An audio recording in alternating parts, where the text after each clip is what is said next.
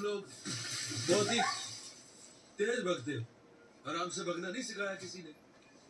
सब तय किए रास्ते में चल रहे थे, तुम ऊपर क्यों गए? तुम तो यही करते हो। हाँ तो मैं भेड़िया नहीं हूँ, अगली बार साथ रहना। चलो यारो। हर भेड़िए की ताकत ताकत ताकत झुंड है और झुंड की ताकत हर भेड़िया। मोगली आ गया।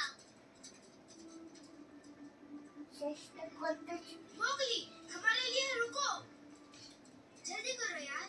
कैसे हो यारो?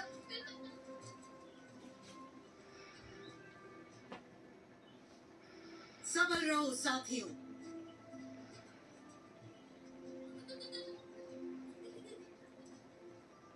जंगल का ये कानून है, अंबर सा तो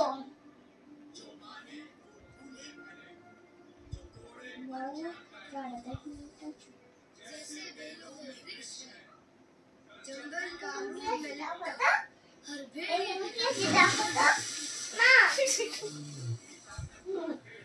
ये सही जगह है। बस ये मत कह रहा कि वापस नीचे जाना है।